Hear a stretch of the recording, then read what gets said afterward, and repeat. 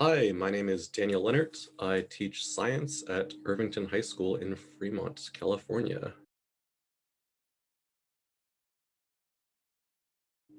My educational history is kind of longer than most people that I work with, but after high school, I went to community college for 7 years while I was working either full-time, part-time. And I did this because I didn't know what I wanted to do when I graduated high school. So I just took classes and everything. Eventually, I ended up at UC Santa Barbara. I have a bachelor's degree from there in evolutionary ecology. And then a couple of years later, I returned to the same school and have a master's degree in education. My kind of journey, I guess you want to call it, to become a teacher was not something that happened early on at all. If anything, I was trying to avoid becoming a teacher. I ended up accidentally falling into teaching or tutoring or coaching jobs quite a few times. Either a friend kind of referred the job to me, or I just needed somewhere to work and it was available. But teaching just kind of happened over and over again to me. And most of the time when I thought about teaching, I just read the statistics that teachers quit early on. The job of teaching is a lot of work. It's not worth the low amount of pay, all those things. So I tried to avoid it for a long time. And I eventually, because I'd been doing it for so many years, just accidentally, I realized that I was really enjoying it, and I would try it out full time. I would try it as a real profession and not just something that I did just because. Um, Hardships of being a teacher for me have been mostly self-imposed for myself. Um, I know that for me, I don't feel comfortable with lessons I teach very often. A lot of the time, I think about what could be better, what could be what could have gone better, what did I do wrong, or how could have I prepared better in the future. So I spend a lot of time self-analyzing and thinking about my own teaching and what I'm not accomplishing, and that's been one of my major kind of hardest things going on.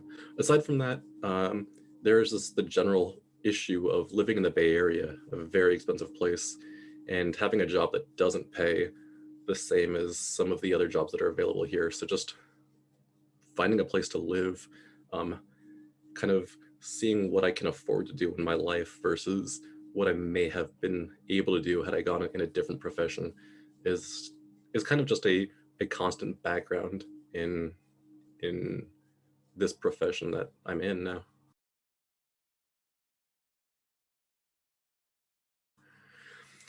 Um, for someone who wants to be a teacher, I would definitely check out volunteering at multiple grades, at multiple schools, with multiple different teachers, because the job is so different depending on where you're at. For myself, in this whole kind of process of becoming a teacher and staying a teacher, I've had about as much freedom to choose my process as possible. Um, the one thing that really held me back was paying for school, um, for the most part, and that's what kept me from going into it's one of the things keeping me from going to university right away. But for the most part, right, my choice to go to school, my choice to continue going to school, my choice to pick classes has been my own.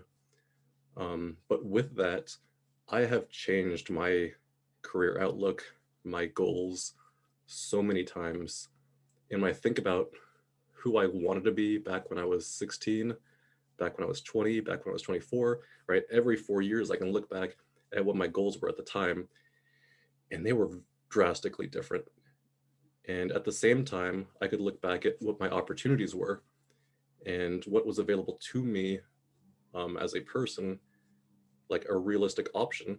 And the 16-year-old version of myself versus the 20-year-old version of myself, again, versus the 24-year-old version of myself versus who I am now is so, so different. So, right, feeling like you're locked in place right now is not necessarily what's going to happen a few years from now. and feeling like you don't have control, or you don't have options, or you don't have the ability or the intelligence or whatever it is that might be stopping you or feeling like it's stopping you. Um, it's it's very different all the time. And sometimes I feel like I'm more free than ever. Sometimes I feel like I'm less free than ever. But it's definitely a different type of opportunities available, different type of ability from my side that's keeping me back or letting me kind of flourish. It's always a different experience. So know that things change for you and that you change over time really does have an impact on where you'll end up.